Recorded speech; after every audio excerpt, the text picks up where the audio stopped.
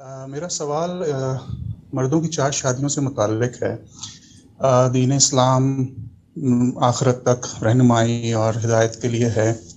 میں دیکھتا ہوں کہ آج کل کے معاشرے پہ، خاص کر مغربی ممالک میں، وومن رائٹس اور جینڈر ایکویلٹی اور یہ ساری باتیں بہت زیادہ کہی جاتی ہیں۔ تو اس سینیریو میں یہ 4 شادیوں والا معاملہ بہت مشکل لگتا ہے، کسی کو جسٹیفائی کرنا، کنونس کرنا۔ تو کہیں ایسا تو نہیں تھا گاندھی صاحب کہ یہ ہدایت صرف ایک خاص دور کے لیے تھی، یا اگر ابھی بھی ہے تو گورنمنٹ یا حکومت اس معاملے میں کچھ قانون سازی کر سکتی ہے؟ شکریہ سر۔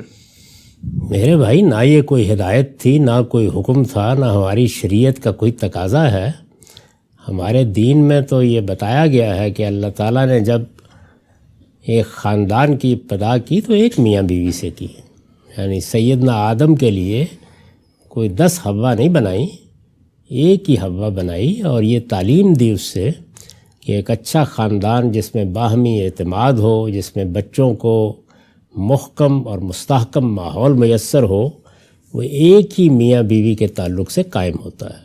یعنی جو اعتماد کی فضا، جو رشتوں کا احترام، جو باہمی حقوق و فرائض کی صحیح تقسیم ہے، وہ ایسے ہی ہو سکتی ہے۔ تو اس کی تعلیم دی گئی ہم کو، لیکن اللہ تعالیٰ نے انسان کے حالات کی رعایت کرتے ہوئے یہ پابندی نہیں لگا دی۔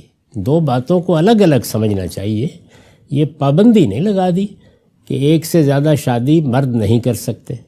پابندی لگانا ایک اور چیز ہے، اور کسی چیز کی ترغیب دینا یا کسی چیز کو بنیاد بنا کے کوئی حکم دینا، یہ بالکل اور چیز ہے۔ اللہ تعالیٰ نے کئی چیزوں پر پابندی نہیں لگائی۔ اب مثال کے طور پر دیکھیے نا کہ یہ ہماری موجودہ سڑکیں اور ٹریفک وجود میں آنے سے پہلے کوئی دائیں بائیں چلنے پر پابندی تو نہیں تھی نا، جدھر آپ چاہے چلے جائیں۔ جی، آپ نے اپنی گڈ آگے بڑھا دی، دوسرے نے اپنا تانگا آگے بڑھا دیا، تو کوئی فرق نہیں پڑتا تھا، دائیں سے گزر گئے، بائیں سے گزر گئے۔ لیکن حالات میں تبدیلی آئی تو پھر ہم نے ٹریفک کے قوانین بنا دیے۔ تو پابندی نہ لگانا یہ اصل بات ہے۔ یعنی اللہ تعالیٰ نے لوگوں کو ایک ہی میاں بیوی سے خاندان کی ابتدا کی تعلیم دی، یہی چیز فطرت کا تقاضا ہے، یہی اس کا حسن ہے، لیکن پابندی نہیں لگائی۔ تو چنانچہ لوگ اپنی ضرورتوں کے تحت مختلف معاشروں میں ایک سے زیادہ شادیاں کرتے رہے، یعنی نہیں بھی کرتے رہے، کرتے بھی رہے۔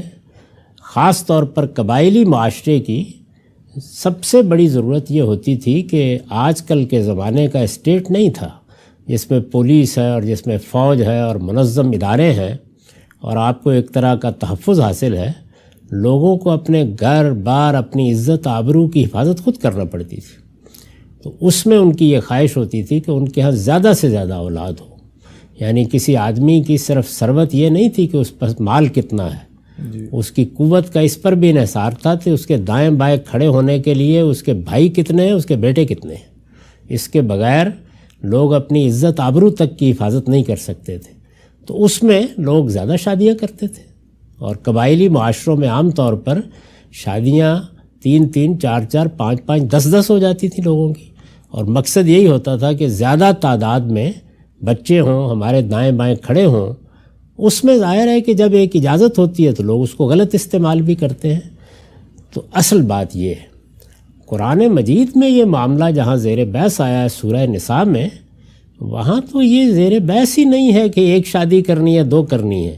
وہاں مسئلہ یہ زیر بحث ہے کہ جنگ احد میں بہت سے لوگ شہید ہو گئے ہیں، ان کی بیوائیں ہیں، ان کے یتیم بچے ہیں۔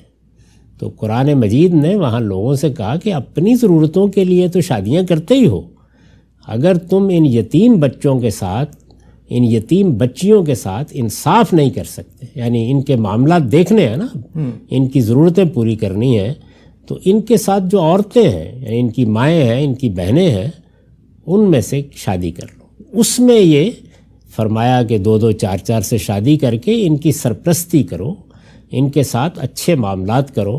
اس میں بھی واضح طور پر یہ کہہ دیا کہ لیکن اب یہ بڑی ذمہ داری کی بات ہے، اس لیے اگر انصاف نہیں کر سکو گے تو پھر معاف کر دو، وہیں ایک ہی میں رہنے دو۔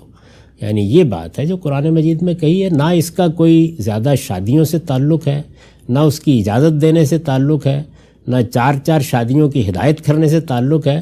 ایک رواج تھا، اس سے فائدہ اٹھانے کی ترغیب دی یتیموں کی مصلحت کی پیش نظر. ٹھیک ہے سر. تو یہ حقیقت ہے. تو یہ بھی جو 4 شادیوں کا کہا جاتا ہے کہ اسلام میں 4 شادیاں جائز ہیں، تو یہ 4 بھی کوئی نمبر نہیں ہے، یہ 2 4 جس طریقے سے یعنی قرآن مجید میں جب یہ بات کہی گئی تو رسول اللہ نے لوگوں سے یہی کہا کہ بھائی اللہ تعالیٰ نے جب 2 3 4 ہی کہا ہے تو اب اس سے زیادہ نہ کر بیٹھنا. اچھا، یہ بات. شکریہ سر.